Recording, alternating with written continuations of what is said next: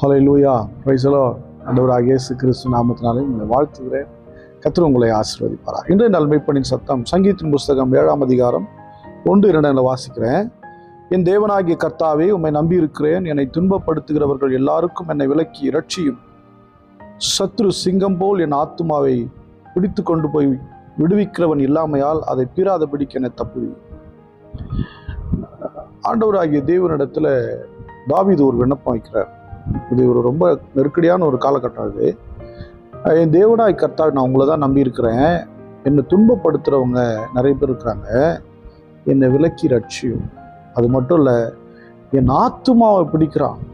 நான் உங்களை துதிக்க முடியாதபடிக்கு, ஜெபிக்க முடியாதபடிக்கு, உம்மை ஆராதிக்காதபடிக்கு, உம்முடைய சமூகத்தில் மகிழ்ந்திருக்காதபடிக்கு என் ஆத்துமாவை பிடிச்சிக்கிறான். எப்படி பிடிச்சிருக்கான்னா, சிங்கத்தை போல பிடிச்சிருக்கிறான். நான் ஓடுகிறேன், ஆனாலும் அவன் சிங்கத்தை போல பிடிக்கிறான். என் அன்பு தேவனுடைய பிள்ளையே, நெருக்கடியை நோக்கி ஓடிக்கிட்டு இருக்கீங்களா? பிரச்சனையோடு போறீங்களா? இந்த புதிய வருஷத்துல நான் சொல்லுகிறேன், சத்ரு சிங்கத்தை போல வரலாம், ஆனால் அவனுக்கு முன்பதாக கர்த்தர் உங்களுக்காக யூத ராஜசிங்கமாக கொடியேற்றுகிறவராக இருப்பார். எதை குறித்தும் கவலைப்படாதீங்க. சத்ருவின் அதிகாரங்கள்லாம் கர்த்தர் நிர்மூலமாக்கி போடுவார். அதனால தான் தாவீது ஒரு நம்பிக்கையோட சொல்றார், நான் உங்களை தான் நம்பியிருக்கேன், நம்பிக்கையோட ஜெபிக்கிறான். நீங்க தான் எனக்கு விடுதலை கொடுக்கணும், நீங்க தான் என்னை தப்பு வைக்கணும்.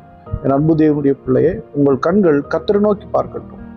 சத்ருனுடைய சீற்றங்கள் எவ்வளவா இருந்தாலும், பெருவெள்ள இரைச்சல் போல இருந்தாலும், அதையெல்லாம் மாற்றி சமாதான வாழ்வை கொடுக்கிறவர் ஆண்டவராகிய இயேசு கிறிஸ்து. இந்த காலவேளையில் கர்த்தர் உங்களுடைய வாழ்க்கையில் இருக்கிற சத்ருவின் சீறல்களை அடக்குவார் என்பதை விசுவாசியுங்கள். அதை முழுவதுமாய் நம்புங்கள். நிச்சயம் கர்த்தர் உங்கள் வாழ்க்கையில சமாதானத்தை கொடுப்பார். சத்ருவின் ஆளுகையை கர்த்தர் உடைத்தறிவார். கண்கள் அவரை நோக்கி பார்க்கட்டும். எவ்வளவு துக்கமாக இருந்தாலும் சரி, அவரை நோக்கி பாருங்க. எவ்வளவு பிரச்சனை இருந்தாலும் சரி, அவரை பாருங்க. எதை பற்றி யோசிக்காதீங்க. மீண்டும் மீண்டும் அவருடைய சமூகத்திலே நில்லுங்க. எல்லா அதிகாரங்களை கர்த்தர் உடைத்து போடுவார். நம்ம எல்லாரும் ஸ்தோத்திரம் பண்ணுவோம். ஸ்தோத்திரம் ஆண்டவரே. சிங்கத்தின் அதிகாரங்களை, சத்ரு சிங்கத்தை போல வருகிறான், பீறும்படி வருகிறான், கெடுக்கும்படி வருகிறான், நாசப்படுத்தும்படி விரும்புகிறான். ஆனாலும் கர்த்தாவே, உங்களுடைய பிள்ளைகள் வாழ்க்கையில சமாதானத்தை கொடுக்கிறவர் நீராய் இருக்கிறீர். ஸ்தோத்திரம், ஸ்தோத்திரப்பா. ஆசீர்வதிங்க ஆண்டவரே. யாரெல்லாம் துக்கத்தோட வேதனையோட இந்த நாட்களை ஆரம்பித்திருக்கிறார்களோ, தேவரீர் உங்களுடைய பிள்ளைகள் வாழ்க்கையில சமாதானத்தை கொடுக்கிறார். சத்ருவின் முகம் உடையட்டும். இயேசு கிறிஸ்துவின் நாமத்தினால் ஜெபிக்கிறேன் ஜீவனுள்ள நல்ல பிதாவே.